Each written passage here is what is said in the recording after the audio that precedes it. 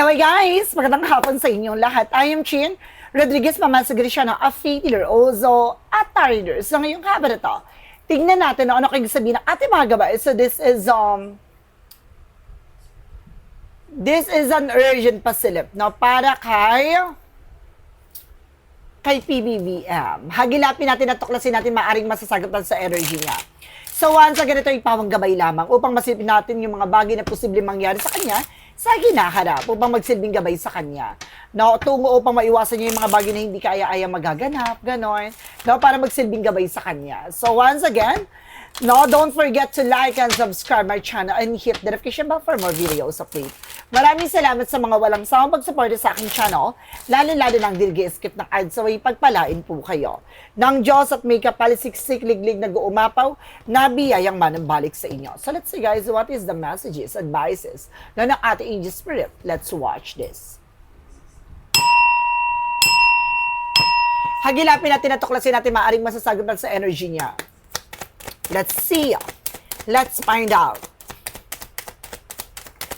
So there's an Ace of Swords. Now there's something in mental clarity. So may mga bagay na maaaring masusungkit or may mga bagay na maaaring magbigay liwanag. Now there's something in Ace of Swords, something breakthrough, tagumpay. Now maraming bagay na maaaring mapagtatagumpayan or may mga bagay na maaaring kumbaga magbigay liwanag, no, sa mga maaaring nangyayari, sa maaaring kumbaga posibleng mangyari. So kumbaga binibigyan ng clarity or kaliwanagan. Now, there's a victory, the Ace of Swords. There's something in the Empress card for revert. Now, disconnect from the world. So, there's something, guys, na parang magkakaroon ng blessing in this, guys.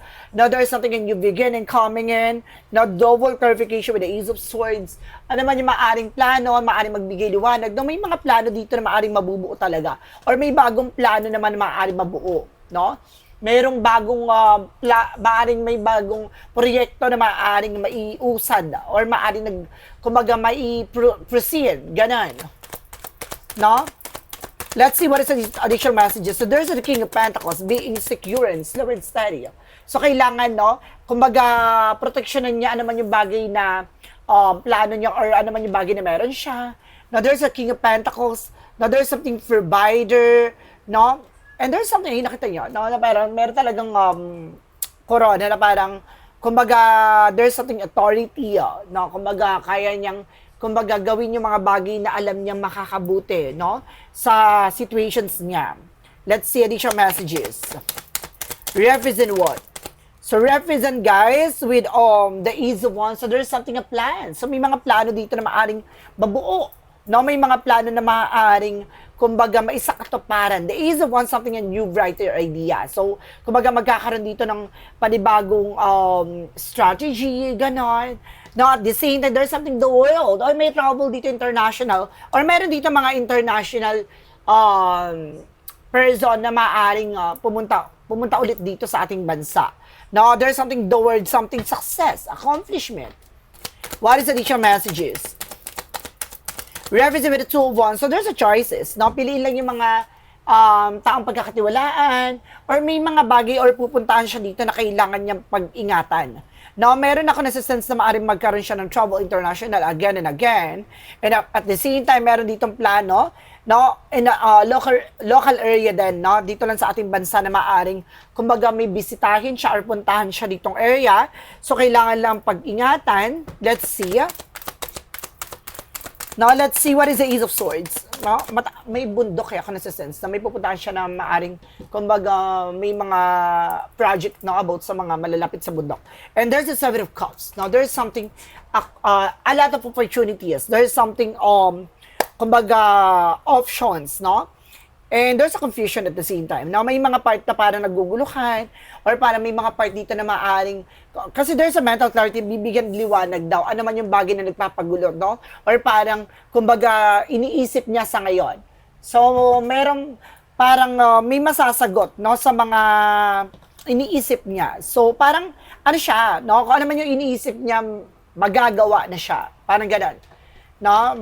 Kumbaga, mailaline or ila-line up or para maisa sa katuparan niya na. Now, with the other side. What is an Empress card? There's a Five of Swords. In reverse, there's a fair fight. So, magkakaroon doon ng patas sa situations. The Five of Swords, something in reverse, na parang pinapakita dito na magkakaroon ng patas na eksena. not a fair fight. Now, there's the King of Pentacles, so represent what? Represent with Ace of Pentacles. Wow, there's a big shot in big money coming in. So, may malaking opportunities. Malaking pera na darating. Ay, so kumbaga may malaking project talaga na maaaring may kinalaman sa malaking pera. O ganun. What is the Ace of Wands? Represent what? Represent with the Three of Swords. So, there is something, a disappointment, or meron dito parang, kumbaga, there's a backstabbing, lying, and cheating, no? Kung there's an Ace of Wands, something na may mga idea siya na maaaring, kumbaga may naiinggit doon or parang may nagagalit doon na gawin yung bagay na yon. So para I feel something, there's a betrayal, parang gustong sabotahin siya. No? Ganon. So parang ayaw tanggapin. So kahit maganda yung idea daw, no? Kahit maganda raw yung idea nito, no, ay parang ayaw i-proceed, no, ng tao na yan. Parang, kumbaga, kahit anong gawin niyang maganda, hindi magiging maganda sa paningin ng mga taong galit at inggit sa kanya. Totoo naman, di ba? What is the word, Carl? Represent with the Knight of Cups. So, there's an offer. Now, may proposal dito, guys, na darating. There's an email and messages, no, napaparating daw sa ating president regarding sa international. Na may international, dito, transactions, no, na maaring mangyari. It's like, there's something, an offer, no, there's something, proposal. What is the Two of Wands? The Two of Wands represent with the Devil card. Ito yung sinasabi ko na mag-ingat siya sa mga lugar, lalo na dito in local area, kasi merong, kumbaga, very demonic no, with the Two of Wands. So may nasasense ako dito na maaring, kumbaga, hindi maganda yung nasasense ko dyan. No, may lugar no, may bundok ako nasasense na maaring malapit dun sa area na pupuntahan niya. No, may something fishy. No, kailangan pag-ingat ang ating president. Now, there's a demonic plan. No, there's the first step na kailangan gawin. What is the Ace of Swords? Because the Seven of Cups. Now, with the Lovers. Oh, so there's something, no, parang merong road So, may road talaga na parang, there's a crossroad na parang, kumbaga, magkaiba man ang direction pero iisa lang tutuldukan ng eksena. So, there's a possibility no, na may mga plano dito no, ang ating president, even yung first lady, no, na may kinalaman sa mga project, no? Or, I feel something, meron silang, kumbaga, plano, no? Na gustong may magawa or may sakatuparan, no? Let's see, And of course, what is the Empress card? Because the Five of Swords in reverse. So, represent, guys, with the Queen of Wands by confident. Lakasan lang ang loob, no? Tapangan lang ng ating president dito. Lakasan niya rin ang pakiramdam niya with the other side, ha? With the King of Pentacles and the Ace of Pentacles. Represent with the Eight of Pentacles. Eight of Cups, sorry. There's an Eight of Cups. There's something moving forward. Makaka-move on, makaka-recover na siya. From what? From evil eye, from toxic environment. So, kailangan niya lang maging secure sa mga plano niya. No? Tulad ng sinasabi ko, legit talaga yung mga inggitera. What is the Ace of Wands because of Three of Swords? So, represent with the Wheel of Fortune. There's a turning back. Tulad ng sinasabi ko, may mga tao na iinggit sa kanila. No, ano man yung bagay o magandang hangarin niya, ay hindi pa rin magiging maganda sa paningin ng mga taong may hidden intentions sa kanya or may hidden agenda sa kanya. Ganon. So, ano man yung plano na to, there's something bounce back. So, kung magagawin niya lang tong bagay na to sa ikabubuti, no, ng bagay na yun na gusto niya may sakatuparan, tuloy niya lang. No, continue what they doing. Kasi, kumbaga, at the end of the time, kumbaga, hindi naman para sa kanila yung ginagawa mo, diba? Para sa buong bansa. So, kumbaga sinasabi dito, there's a fruit of labor with a Wheel of Fortune. Now, there's something, a good omen. No, maganda ang energy ako nasasabi dito. Sa likod ng mga inggitera, no, itong plano na to, there's a brighter idea. Ano man yung plano niya, magkiklik siya. No? Gaganda ang situations dito.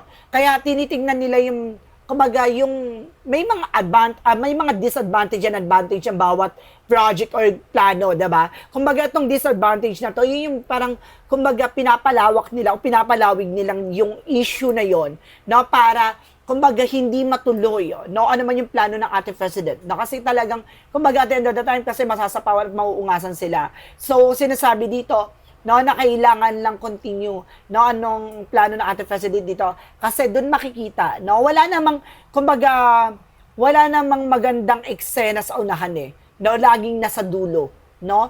Laging mayroong kumbaga may twist, no, sa climax ng story. No, at the end of the time, nandun naman ang pinakamagandang kwento sa dulo, 'di ba? So let's see what is the word and the Knight of Cups. Kasi may fruit of labor. So it means there's a consequences. Now, there's a good and bad thing. So kung maganda ang plano niya, there's a possibility na maging maganda ang bunga nito. Kung pangit ang plano niya, magiging pangit ang magiging kalalabasan. Ganun yun. And something with fortune, the Knight of Cups represented with the Emperor. So si very mature and being grounded. So nakikita mo na parang may ugat at puno. No? Ibig sabihin dito, kumbaga, pinapatibay, no? Ano man yung bagay o pundasyon nito, no? Mas lalong patatatagin. Itong offer na to, kumbaga hindi siya panandalian eh. Talagang, kumbaga itong offer na to, iniisip yung magiging pangmatagalang kalalabasan. Ganun naman talaga eh. No? Hindi pwedeng, kumbaga, ngayon lang siya maganda, no? Hindi siya hindi yung iniisip kasi ng iba na parang kumbaga ngayon lang yung maganda gato ganyan. Siya hindi, iniisip ng ating president yung for long term, no? Yung pangmatagalan na pakikinabangan, pangmatagalan na pangangailangan na magagamit talaga, ganon. And of course, the Two of Wands, because the Devil card, represents the Hangman. No, there's something stuck. Ibig sabihin nito, no, meron daw ditong susubukan na kumbaga, gumawa ng eksena, no, towards our president, but there's something, the Hangman, there's a delay. So, there's a possibility, ano man yung plano nila sa ating president, there's a possibility na ma-delay, na hindi matuloy, no, kasi there's the Hangman, the Devil card. So, there's something demonic, no? No, there's a Hangman, something stuck na para nakatali sa situation na parang hindi makakilos, hindi makagalaw. With the Two of Wands, something choices, no? There's a first step na kailangan gawin, pero hindi nila maisakatuparan, ganun. Kumbaga, yung unang hakbangin nila na gustong gawin sa ating president, hindi siya ma-proceed. No, kasi lagi nadidelay, lagi nauunsyamay, lagi nauudlot, yun naman yung plano nila. No, laging may extra, laging may hadlang sa kanila, ganun. So, hindi siya na-fulfill. So, let's see what is an outcome. So, the outcome represents with the page of wands, so there's something good news. May magandang balita talaga. No, may magandang balita na maaring dumating. And there's something a magician for manifestation. No, may mga bagay na mga manifest talaga na magiging patas sa sitwasyon.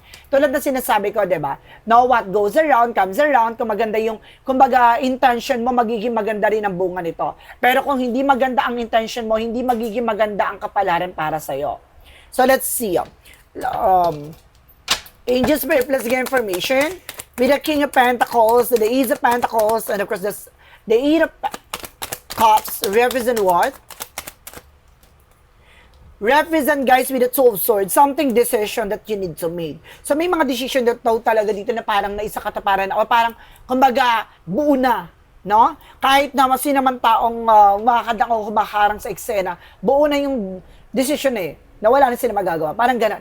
Now, may mga tao talaga na sa paligid na maaaring mayroong kukontra, may mga inggit. Kasi meron tong, nakita niyo yan, there is something, may mata dun sa pintuan, na parang, ano man yung opportunity, sinaharang nito. Ano man yung bagay o plano, hinaharang nila. No, ganun. So, let's see, what is additional messages? No? Now, with the Ace of Wands and the Three of Swords, because the Wheel of Fortune, represent with the Seven of Wands, so something protection. So, may mga bagay na maaaring kailangang proteksyonan, no, or ingatan, no, may mga bagay o laban dito na maaaring inilalaban, or maaaring may mga tao na iinggit sa kanila or sa kanya, no, na parang pinapakita dito na kumbaga protected siya. No, ano man yung bagay o gawin nila, no, or plano nila ay hindi talaga magsasaksiyan. So, let's see. What is the world? And of course, the Knight of Cups and of course, the Emperor. Represent, guys, with the Knight of Wands, something perseverance. So, may mga bagay na kailangan pagtiyagaan. Kailangan lang talagang continue at consistent yung ginagawa. Na hindi pwedeng pabago-bago ng eksena. Kailangan kung ano yung gusto niyang gawin. Kailangan, kumbaga, tutukan yon. Ganon yung kailangan gawin, no? Kumbaga, wag siya magpapadistract. No, and there's at the Page of Pentacles, there's something a plan. So ito na nga, no? Kumbaga may plano talaga. No, may mga plano talaga na sabotahin siya, harangin siya, hadlangan siya. No, there's something demonic with the Hangman, something stuck with the Two of Wands. Oh, sorry. Ano man yung plano nila? Now towards our president, there's something delay, madidelay at madidelay. Hindi talaga hindi talaga pahihintulutan, diba? Ano man yung plano nila na hindi maganda, no? Ay kumbaga hindi hindi mangyayari talaga, no? Hindi pahihintulutan. So let's see. What is additional messages tayo? Yung tinatanong nila na paulit-ulit about sa Pax Silica. So let's see. Hagilapin natin ano yung pinakamensahe or gabay na maaaring makahagilap natin about doon. No, sa plan or project na yon. Is it good or bad? So let's see. Gabay lang to. Bigyan natin ng mensahe. Now with an angel spirit. Angel spirit, please give me information. Is it good or bad?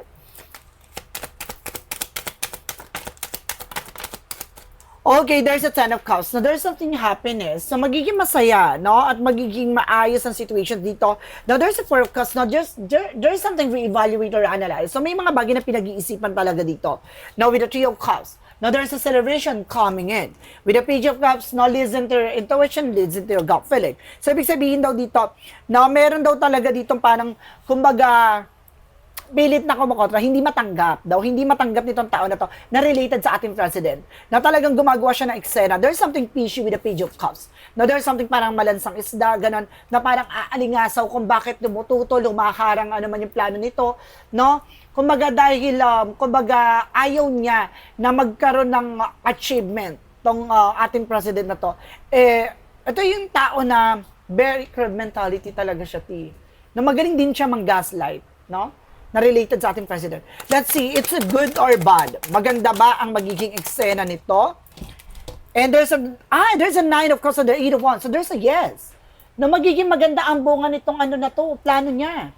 So, there's a wish fulfillment, matutupad. Ibig sabihin, may mga bagay siyang gustong magawa doon. So, hindi ako familiar dun sa Pax Silica, something like that.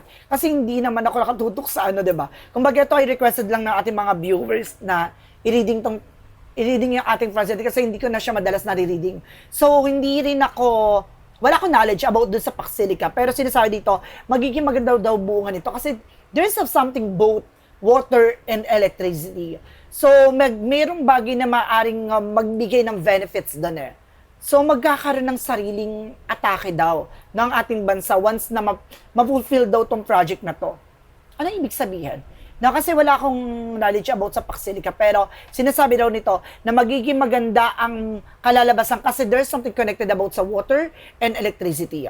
So, let's see.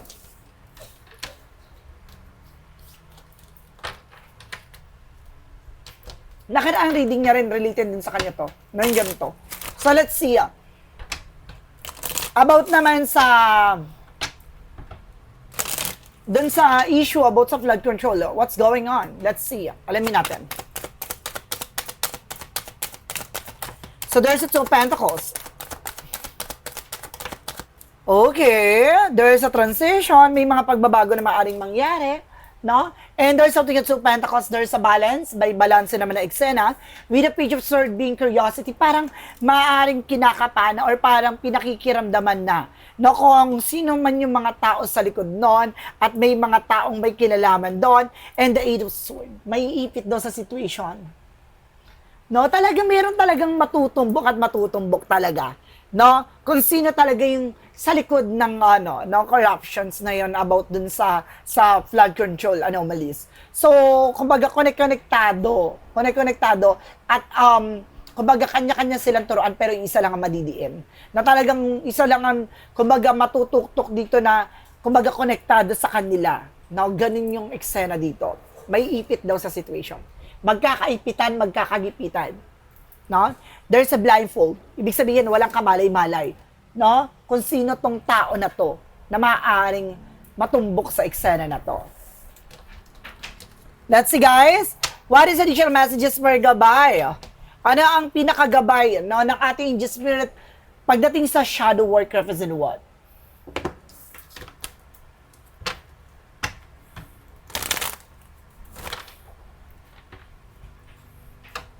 And of course, thank you so much nga pala sa ang gumawa sa hair ko na si Mami Georgie. Na kung gusto niyo magpagawa, Malabon area lang siya. No? Magpagawa na kayo. Ang ganda. Magaling siya gumawa talaga. No? So, let's see. And just for that, hindi to sponsored, guys, ha? Bayad to. Char. Let's see. What is additional messages? What is a shadow work represent what?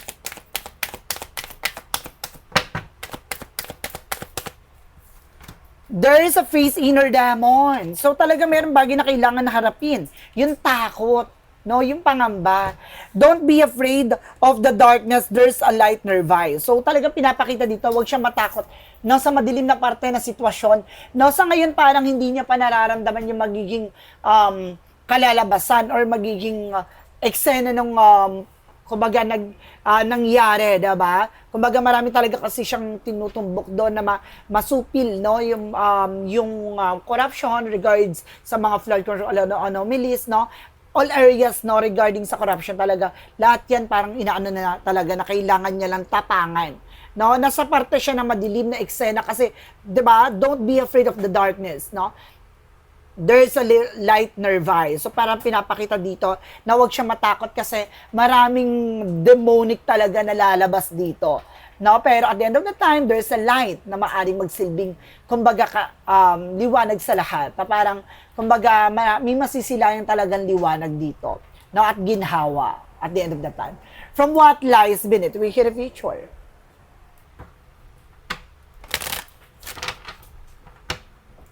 So, ibig sabihin, maglalabasan ng mga sarili-sariling sungay daw. Sino kaya yun, guys, no? Matitrigger at matitrigger na raw sila. So, maglalabasan na talaga. So, sa madaling salita na para mag-iinit at magliliyab na sila hanggang sa lumabas ang tunay na sungay at pagkatao. No? Lalabas talaga at the same time, parang pinapakita dito na, kumbaga, mahuhubaran na ng maskara kung sino man yung mga taong konektado doon. From what lies beneath, we hear the future. Aegis Spirit, please give me information. From what lies beneath, we hear the future. Copycat. No, maraming copycat. There's a kopya, or something mayroong bagay na ginagaya. No, there's a copycat. No? And there's something, a total drama action. So, mayroon na naman magaganap bang drama?